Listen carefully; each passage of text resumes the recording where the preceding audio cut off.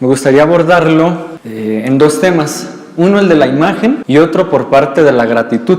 Desde el pensamiento científico positivista, incluso posmoderno, es absurdo desde ese pensamiento que una imagen, el niño que es de, no sé, pasta de caña, puede ejercer esos milagros. Eso, hoy en día hay gente, sobre todo dependiendo del ambiente en el que te desenvuelves, que ese tipo de religiosidad ya no dice nada.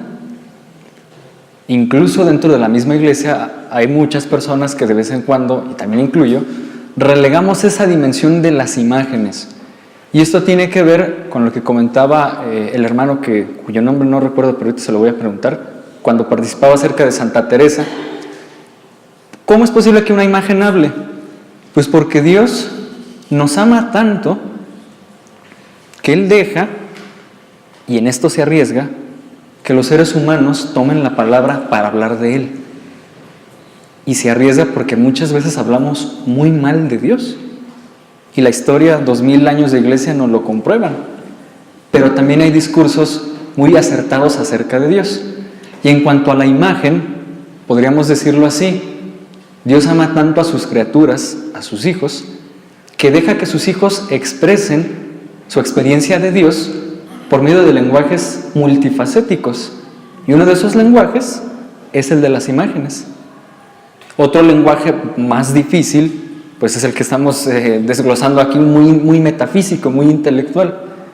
Y son diversos tipos de lenguajes para hablar de Dios, porque Dios deja que los hombres hablen de Él, como lo dijo Schillebeeckx. Y por otra parte, hablando de gratuidad que mencionaba Sor Alejandra, el lenguaje de la gratuidad es por mucho un lenguaje no solo humano, sino muy divino. Expresa la parte más divina de la persona. Y podríamos decir cartianamente, la gratitud es una manifestación de aquellos que han logrado, aunque sea por un breve instante, unirse con Dios. Según Albert Nolan, otro hermano dominico, Eckhart llega a decir: si en tu oración lo único que dices es gracias a Dios, es la oración más perfecta que has hecho. Pero para que esa gratitud sea perfecta, necesitas deshacirte. ¿Qué es esto del deshacimiento? Yo les mencionaba que en esta temática Eckhart no es original. Matilde de Mandeburgo, una beguina, ya lo había desglosado aproximadamente unos 80 años antes que el maestro, 80 años, 100 años, no recuerdo bien. Pero ella habla del deshacimiento y ella lo entiende desde la perspectiva de un corazón puro. Y aquí les pregunto, remitiéndome a la Escritura, ¿cómo reza una de las bienaventuranzas en relación al corazón puro?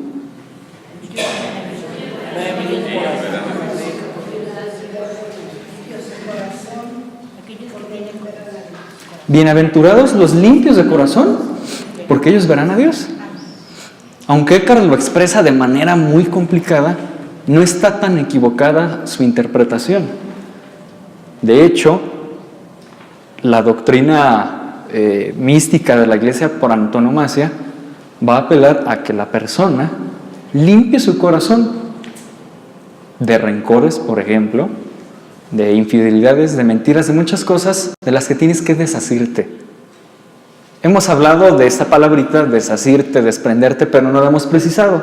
Vamos a intentar realizarlo. El deshacimiento persigue y busca la unión con Dios. No tiene otra finalidad. Y Eckhart es muy radical. Tiene un tratado breve titulado Del deshacimiento o desprendimiento, donde él dice: es más puro el deshacimiento que el amor, que la humildad y la misericordia. Para él es la virtud por excelencia. ¿Por qué es más puro que el amor? El amor hace que las criaturas, las personas, nos movamos y busquemos a Dios, porque intentamos amar a Dios. Pero para Eckhart, el deshacimiento hace que Dios, por gracia, busque a la persona. Invierte el orden. ¿Cómo es eso posible? Eckhart dice: donde termina la criatura, ahí comienza Dios a ser. Pues bien, Lo único que Dios te exige, porque Dios es el único que puede exigir lo que Él quiera, es que salgas de ti mismo en cuanto a tu índole de criatura y que permitas a Dios ser Dios dentro de ti.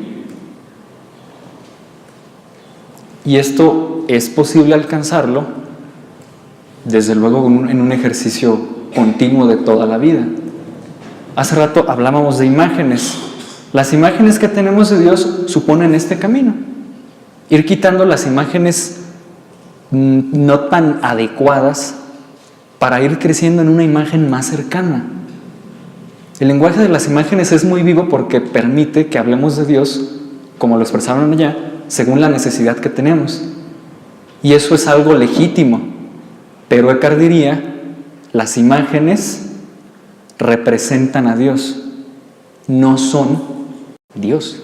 Y en este sentido, valdría la pena entrar en esta dinámica del deshacimiento tanto de imágenes que tenemos, y no por imágenes solamente lo material, sino imágenes conceptuales y afectivas de Dios y de las personas con las que nos relacionamos.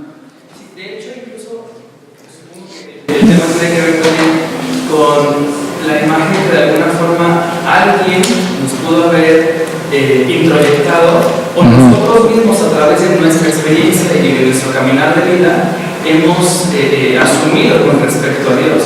Y muchas veces esas imágenes son erróneas. A mí en algún momento me pasó, hace algún tiempo atrás, con uno de mis directores espirituales, él me preguntaba, bueno, y yo ya tenía X tiempo de estar en la parroquia, en los grupos, y me preguntaba, bueno, ¿para ti quién es Dios? Y yo en ese momento respondía, o sea, para mí si era como un freno de decir, oye, sí es cierto, para mí quién es Dios. Y cuando regresé a responder quién era para mí Dios, me di cuenta que era una imagen completamente errónea, que de alguna forma yo había construido a lo largo del tiempo. Y recuerdo que en ese entonces yo había respondido que para mí Dios era un ser vengativo que le gustaba castigar. Por eso tenía que portarme. Gracias. Y en este sentido, la experiencia que nos cuenta este hermano es algo propio de cada uno de nosotros, según nuestras situaciones y nuestro propio caminar de la mano de Dios. E insisto, es algo legítimo y no tienes por qué asustarte si tienes imágenes de Dios que todavía no has logrado vencer, mejor dicho, superar, porque ese es un ejercicio de toda la vida. Y no lo digo yo, lo pueden cotejar con cualquier santo padre de la iglesia o todos los santos y místicos que la iglesia nos ha dado. E inclusive, siendo más incluyente, de aquellas personas que no han sido católicas, pero con su testimonio de vida, en otras religiones o incluso no creyentes, viven de alguna manera ese deshacimiento. Curiosamente, quizás sin ser conscientes de ello, o quizás sin referirlo a una imagen divina, pero a fin de cuentas lo viven. En este sentido, antes de mencionar lo que escribí aquí, pasamos a la siguiente lámina para continuar con esta idea del corazón puro. ¿Qué es el deshacimiento? Para el maestro Eckhart es la virtud suprema por la cual el hombre es capaz de acercarse a Dios. Les decía, para él es más grande, más puro que el amor, más puro que la humildad. ¿Por qué más puro que la humildad? El deshacimiento supone la humildad. Tienes que ser humilde para librarte de ti y de todas las cosas que te impiden que Dios habite en ti. El deshacimiento supone humildad, pero la humildad, dice él, no supone deshacimiento. ¿Cómo es eso posible? Puedes ser alguien humilde, es decir, alguien que tiene los pies puestos en la tierra, te sabes de ti mismo, conoces tus límites, tus alcances y aquello que está más allá de ti, pero eso no conlleva que te hayas desprendido de ti mismo. Digamos que para Eckhart la humildad está incompleta si no hay un deshacerse de sí mismo. A ese sentido de radicalidad llega.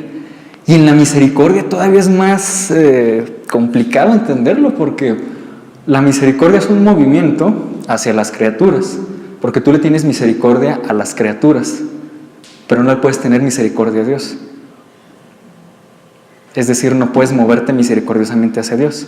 Desde esa perspectiva, para él es más importante que te libres de ti y después de desasirte, en consecuencia vendrá la misericordia, porque no puedes compadecerte de las personas, compadecerte de la miseria de los otros, si todo el tiempo estás lleno de ti y no te quitas las imágenes que tienes de ti mismo. A partir de esa perspectiva, podemos darle sentido a que él diga, es más grande que el amor, que la humildad y que la misericordia. Y esto, seguramente porque es algo que él está viviendo a lo largo de toda su vida como fraile dominico. Supongo que fue misericordioso con los 2 hermanitos de su orden que lo andaban enjuiciando por acusarlo como hereje. Y con el obispo que no se caían, bueno, no sabemos de Écar, pero el obispo no lo quería. Y bueno, es un ejercicio que tuvo que realizar de alguna manera. Esta virtud ocasiona, provoca que podamos llegar a ser, categoría metafísica, por gracia, lo que Dios es por naturaleza. Tema difícil. A ver. ¿Cómo vamos a llegar a ser por gracia lo que Dios es por naturaleza? ¿Qué es Dios por naturaleza? Bueno, divino, omnipotente, justo, eterno, misericordioso. Y estas son imágenes reales, pero que no agotan el misterio de Dios. Y están bien dichas, pero según San Agustín y Tomás de Aquino, el ser de Dios, aquí sí es muy abstracto, pero me van a disculpar. La unicidad de Dios, lo que hace que Dios sea Dios, es el amor. Y de hecho, es cierto, antes que Agustín y que Tomás de Aquino lo dijo San Juan, en la palabra de Dios, Dios es amor. En su ser más puro, la esencia, la naturaleza divina, es amor. Y entonces, si te deshaces de ti mismo, te desprendes, puede ser lo que Dios es en sí mismo, pero por la gracia que Dios te da. O sea, la deificación, que el ser humano sea divinizado. Y aquí es curioso, no es lo mismo que te divinices a ti mismo, que eso lo hacemos todos, a que te dejes divinizar por Dios. Si te divinizas a ti mismo, actúas como si fueras Dios. Si te dejas divinizar por Dios, Dios actúa en ti. Es la distinción que me parece que es asequible, sobre todo en el plano moral de nuestra vida, y no solo moral, también existencial. Pues esto es algo que Écar va a insistir una y otra vez en sus sermones. Y en este mismo sentido, va a decir, Dios no tiene ningún lugar más propio que el corazón puro y un alma pura, interpretándolo como un alma, un corazón que se ha librado de las cosas que le impiden a Dios habitar en esa alma o en ese espacio. Sí. Es una virtud, es algo que se trabaja, pero también es gracia. O sea, pensando desde lo material, puedo desprender de ropa, de lo que me gusta, de las personas, modos de ser, pero ya desprender de lo que yo soy, de lo que quiero, eso ya es así, gracia. Trabajarse primero la mente. Segundo, que piensas que deshacerse de todas las cosas supone como casi morirse. No sé qué pensaba de la muerte. Okay. Ahí, siendo completamente honesto, te debo la respuesta en orden a la muerte. No indagué cuál es su visión de muerte. Podríamos interpretarla, pero en sentido estricto no conozco cómo concibe la muerte. Pero por la otra parte, decíamos, es la participación de 2 voluntades en el deshacimiento, la divina y la humana. Por nosotros mismos, por nuestras fuerzas, no somos capaces de librarnos de nosotros. Un ejemplo concretísimo, la manera en la que tú interpretas tu vida, la forma en la que piensas, es tan difícil que la cambiemos. En la vida comunitaria, los frailes, las hermanas y ustedes en sus familias, lo vivimos a diario. Yo digo, esto es blanco, el otro dice, no, es negro. A ver, pruébame que es negro, no, es blanco. Por una categoría que está aquí. Y luego viene la imagen del ego, por eso decía hace unas horas una mística interpretada desde lo psicológico, que te dice, no, Yo no voy a ceder al otro, me afianzo en lo que soy yo. Pues eso es válido para alguien adolescente.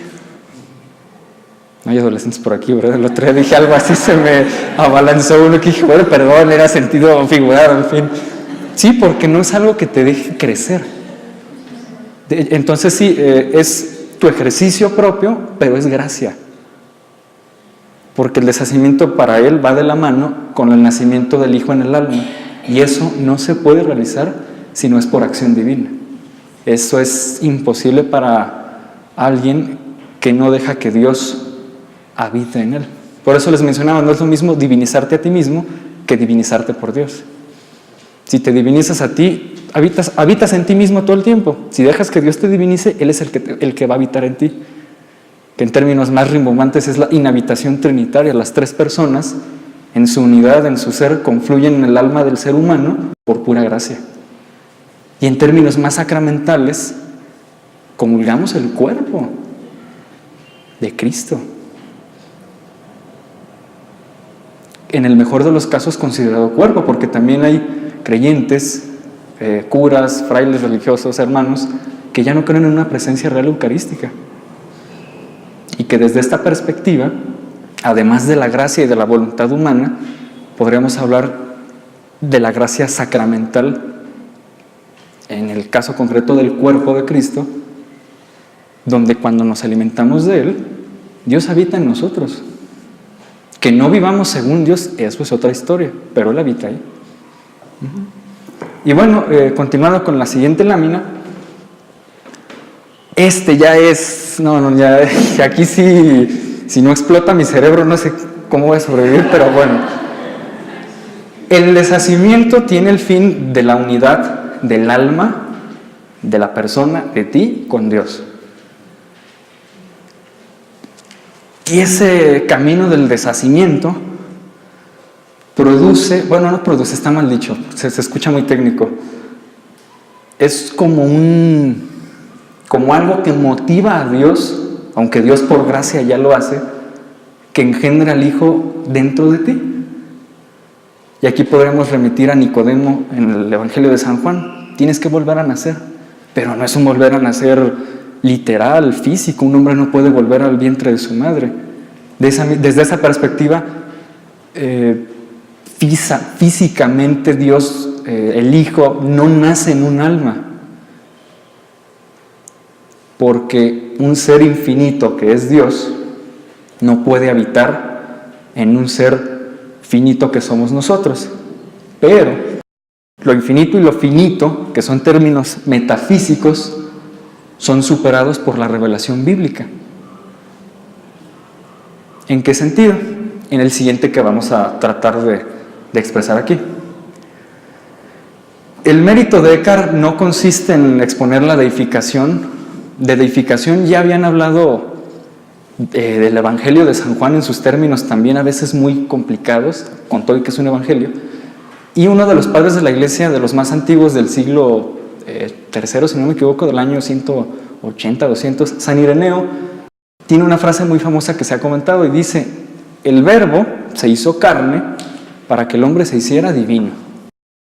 Jesús se encarnó para divinizar la naturaleza humana y con ello divinizarnos a nosotros. Entonces, no es un tema nuevo ni tampoco herético sabiéndolo tratar. Pero, donde sí hay originalidad en Eckhart es la manera tan metafísica como lo aborda, y esta expresión que van a retomar, no estoy tan seguro si Santa Teresa, pero me parece que sí San Juan de la Cruz, aunque con otros términos, con otro lenguaje. Hay un no sé qué, una esencia, una potencia, dice Eckhart, un lugar, un algo en el alma en cuyo interior vive Dios. No es un algo en el sentido local de la palabra. No podemos decir, así como no podemos decir el alma solamente está aquí, o en la glándula pituitaria, como dijo Descartes, o en las manos. No. El alma y cuerpo son una unidad, no puedes fraccionarlo. Entonces, cuando él expresa, hay un algo en el alma, intenta decir, pues no sabemos así,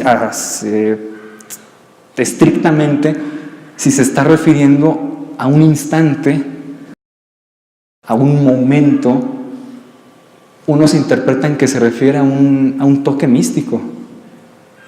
Es decir, este hombre en algún momento fue tocado por Dios. Y en algún momento no implica que toda su vida lo haya sido, porque eso es algo que por nuestras limitaciones humanas no podemos hacer. Pero si tú en tu vida logras una comunión plena, aunque sea por un instante con Dios, estás actuando como un místico. Y eso todos podemos y estamos llamados a realizarlos. Entonces, él habla de un algo. Y es un tema que lo nombra varias veces en sus homilías, en sus sermones. Porque para esto, de las obras que tenemos de él, no lo había mencionado hasta ahora, tenemos tratados y sermones. Los sermones eran sus predicaciones. Solo que el problema es que fueron redactadas la mayoría por los oyentes. Entonces, imagínense cómo redactó alguien que el ser deviene en la esencia y Dios le crea el ser. Probablemente por ahí hubo algún error en los copistas y surgieron las interpretaciones heréticas. Con todo, con los estudios actuales que se han realizado, sobre todo en Alemania, logramos descifrar más lo que quiso decir y las interpretaciones correctas e incorrectas del maestro. Y por eso podemos hablar de él, de lo que él escribió. Cuando Dios creó todas las criaturas, eran tan insignificantes y estrechas que Él no pudo moverse en ellas. Ahí está hablando de las cosas, el mundo, el entorno, no del ser humano. Pero al alma se la igualó tanto a Él y la hizo tan a su semejanza como para poder entregarse al alma. Por eso hace rato les decía, más cerca el alma de sí misma está Dios, que fue el que le dio vida. Y en ese sentido es verdadero hablar de una unión del alma con Dios, pero esa unión no se va a alcanzar si no es en la oración, la vida mística. Ese algo, esa chispita, usa la palabra chispa, un destello, algo ahí, solo puede ser habitado por Dios. No puede llenarlo nada ni nadie más, ninguna criatura, ningún título, ningún triunfo, ninguna relación humana, ningún matrimonio, por muy pleno que sea, ninguna orden religiosa, por muy dominicana que sea, porque eso es un algo que solo Dios lo llena. Y aquí les mencionaba, es el salto más, el arrebato místico del que sí hablan Teresa y San Juan de la Cruz, y esta otra Bellina Matilde, donde Dios te llena tanto que lo demás es nada comparado con Dios. Esta parte sí, esa cita como que le tenía miedo, pero se las puse en el documento porque fue de las más, pues sí, no sencillas, de las más fáciles de traducir. Esta misma potencia, la chispa o el algo del alma, de la cual he hablado, y en la que Dios está floreciendo y reverdece con toda su divinidad y el Espíritu se halla en Dios, en esta misma potencia el Padre está engendrando a su Hijo unigénito tan verdaderamente como en sí mismo, pues Él vive realmente en esta potencia. Y el Espíritu engendra junto con el Padre al Hijo, al mismo Hijo unigénito y a sí mismo, o sea, es el Espíritu, como el mismo Hijo. Y es el mismo Hijo dentro de esa luz y es la verdad.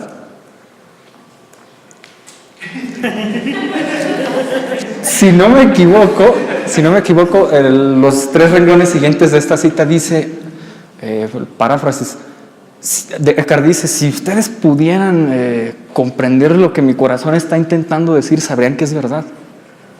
No sé si te ha pasado, antes de ir a la pregunta, que hay cosas que no alcanzas a expresar y que la gente te dice, sí, o ¿qué? Perdona, pero tú sabes que es real porque lo estás viviendo y no te alcanza el lenguaje y dices, ¿cómo rayos le hago para transmitir esto?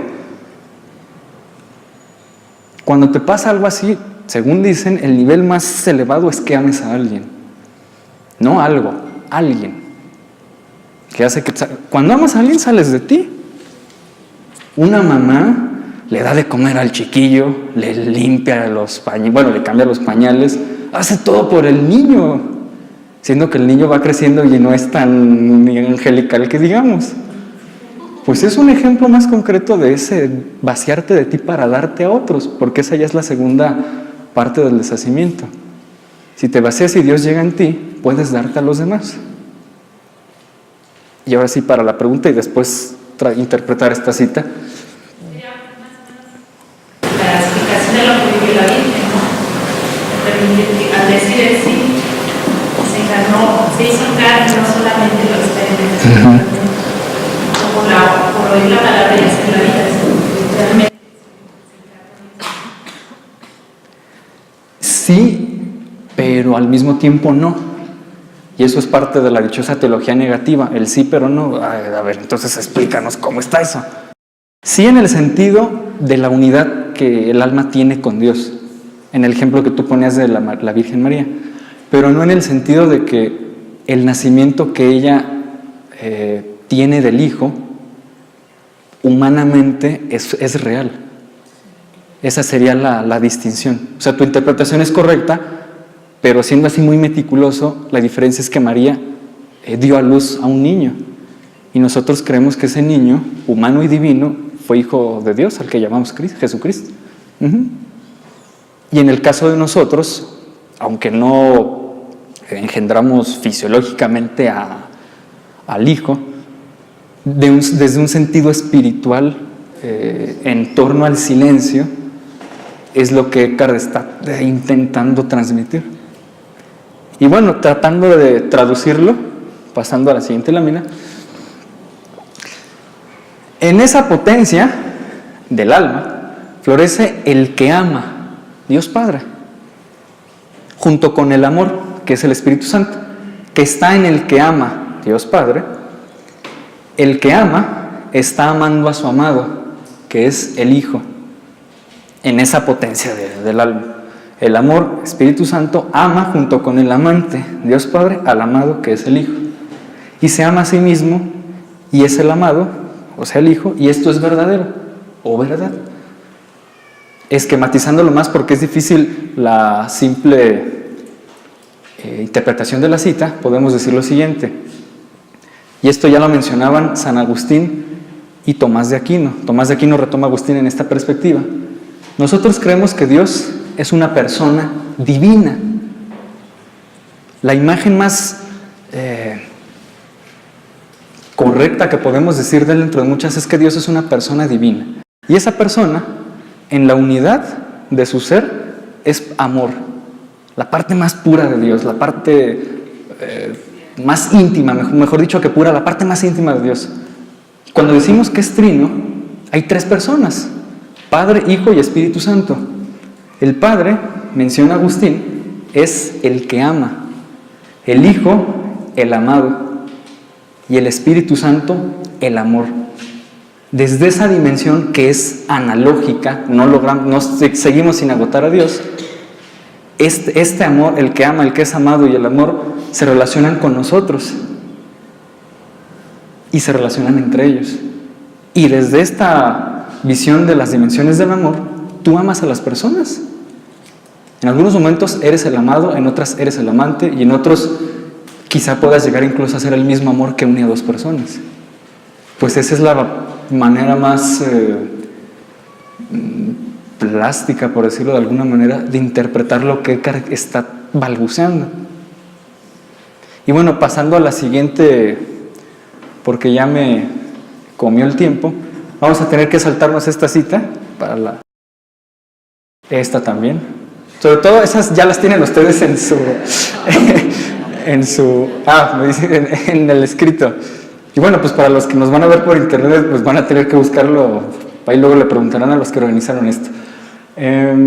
Proverbios 25:4. Lo van buscando y mientras yo leo la cita. Y otro paréntesis pequeño, Eckhart cita de manera muy peculiar la escritura, no la cita así literal. Y esto es algo que se le critica, pero pues bueno, insistiendo en que el lenguaje místico te arrebata, te llena. Quita la herrumbre de la plata, dice Salomón, y relucirá y brillará el recipiente purísimo.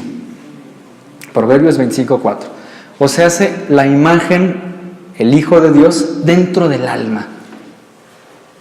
Y esto es lo que quiere decir nuestro Señor, dice Eckhart con estas palabras, donde dice que un hombre noble se marchó, pues el hombre debe dejar atrás todas las imágenes de Dios, de las criaturas, y a sí mismo, y llegar a estar muy apartado y ser diferente de todas esas cosas que nos llenan, si realmente quiere y debe recibir al Hijo y hacerse hijo en el seno y corazón del Padre.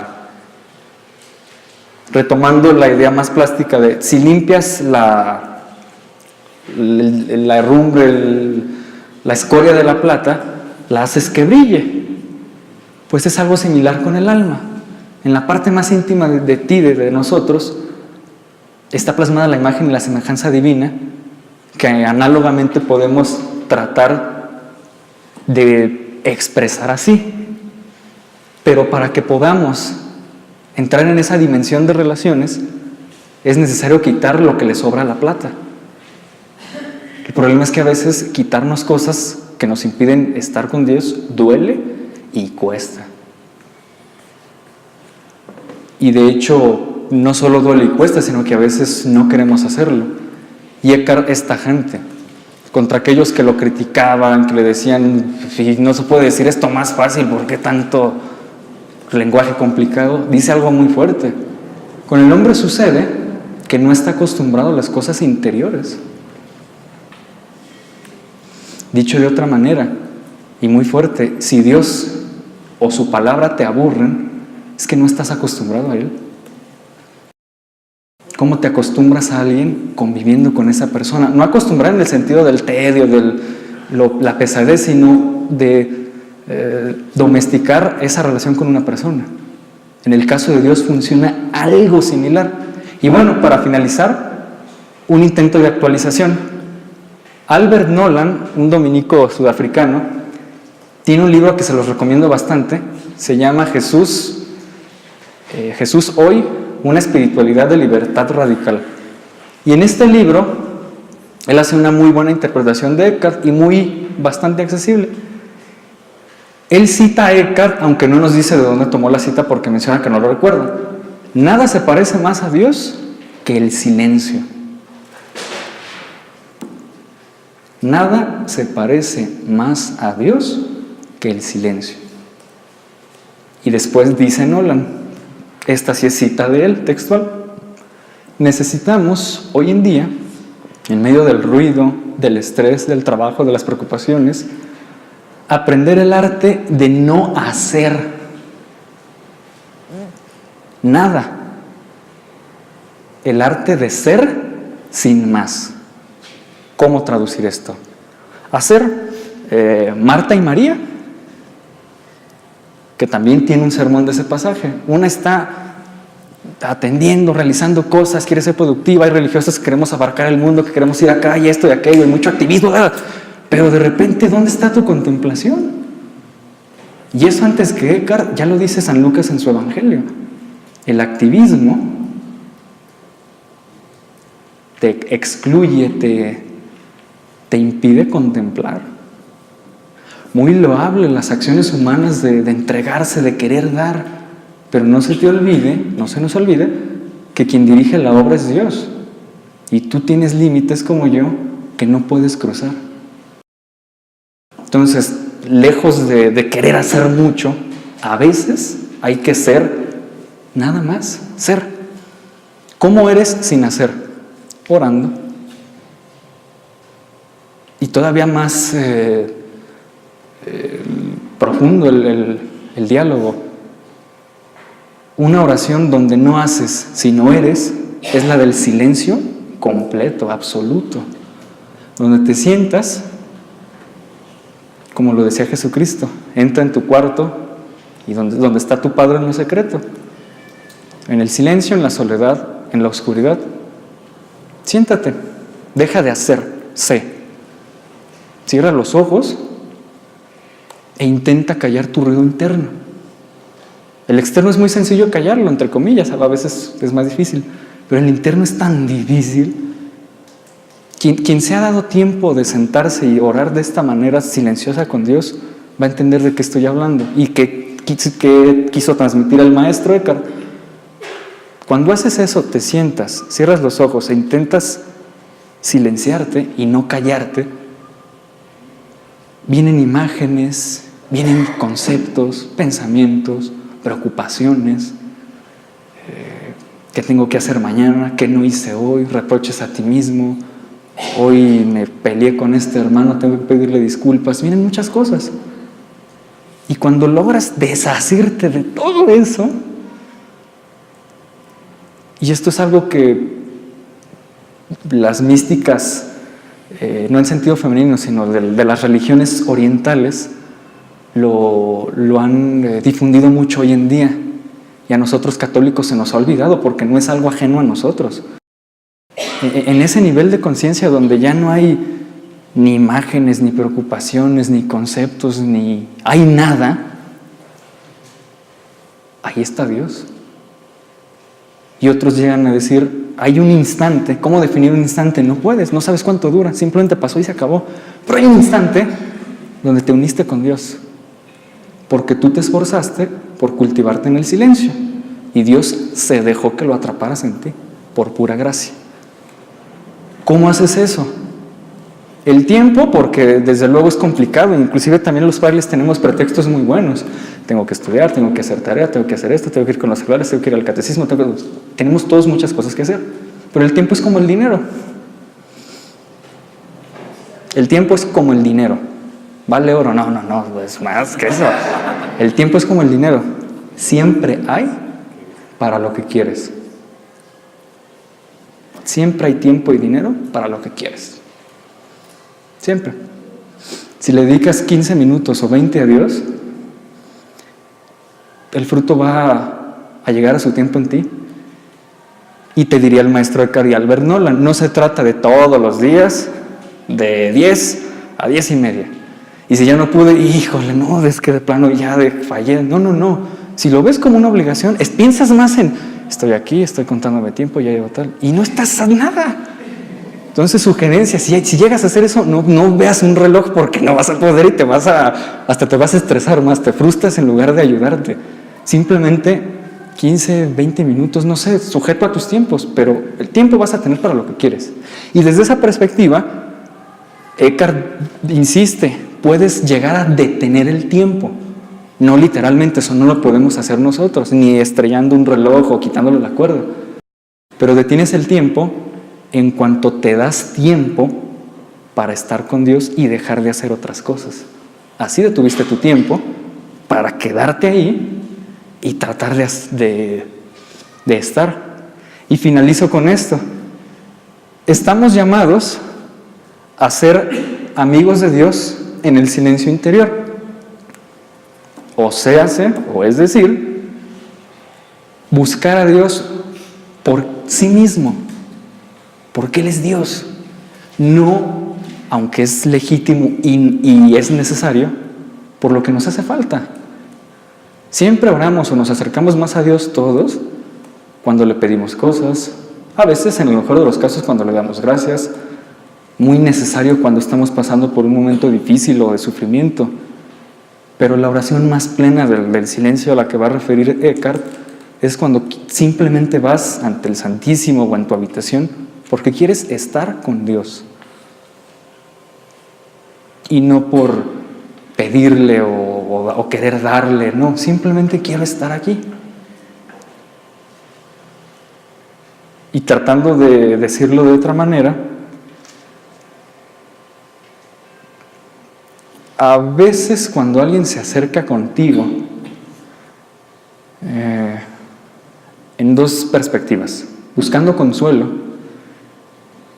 piénsanos en una persona destrozada o que está en un momento difícil debido a alguna situación del sufrimiento, y pensamos, ¿qué le digo? ¿Qué hago?